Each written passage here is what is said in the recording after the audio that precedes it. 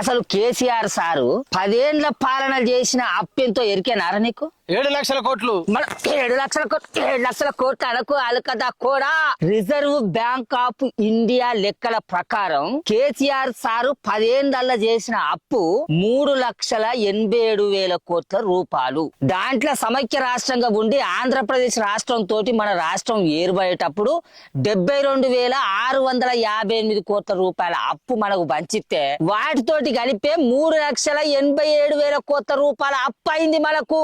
అట్లా చేసిన అప్పులతోనే KCR sir జిల్లాకో collector భవంతిని కట్టించిండు, మండలానికో గురుకులాన్ని కట్టించిండు, కాళేశ్వరం ప్రాజెక్టును కట్టించిండు, యాదాద్రి నరసన్న గుడి కట్టించిండు, మెడికల్ కాలేజీలు కట్టించిండు, సర్కార్ దవాఖానలు బాగు చేపించిండు, రైతులకు రైతు బంధు, రైతు బీమా, కళ్యాణ లక్ష్మి ఇట్లా చెప్పుకుంటే పోతే బొచ్చడి పనులు చేపించిండు కేసీఆర్ సారు.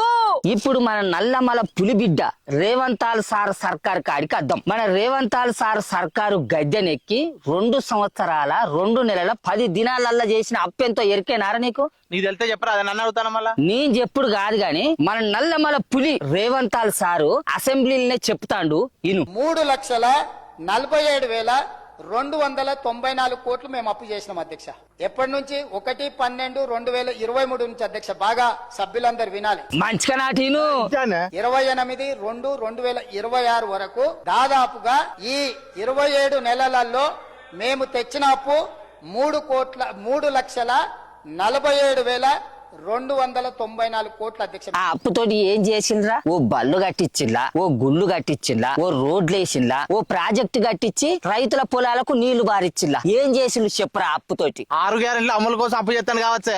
గద్దెనెక్కిన 100 రోజులనే అమలు పడతా అన్న 6 గ్యారంటీలల్లా మీ రేవంతాల్ సారు మా ముసలోళ్లకు 4,000 రూపాయల పింఛన్లు ఇస్తాండా, నిరుద్యోగ భృతి ఇచ్చిండా, 2 లక్షల ఉద్యోగాలు వేసిండా, చదువుకునే ఆడపిల్లగాళ్లకు స్కూటీలు ఇస్తా అని ఇస్తాండా, పెళ్లి చేసుకునే ఆడపిల్లగాళ్లకు తులం బంగారం ఇస్తాండా, ప్రతి మండలానికి తెలంగాణ ఇంటర్నేషనల్ బళ్ళు కట్టిస్తానన్నాడు, కట్టించిండా? అసలు ఏం చేస్తాడని ఇన్ని లక్షల కోట్ల రూపాయల అప్పులు తీసుకొస్తాడ్రా.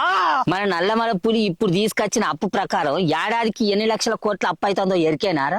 లెక్కలు రావే. సంవత్సరానికి 1,80,000 కోట్ల రూపాయల అప్పు అవుతుంది. 2 ఏళ్లనే గిన్ని కోట్ల రూపాయల అప్పు తీసుకొస్తే ఇంకా 3 ఏళ్ల పాలన ఉన్నది. అంటే ఈ లెక్కన ఇంకా ఎన్ని లక్షల కోట్ల రూపాయల అప్పు తీసుకొ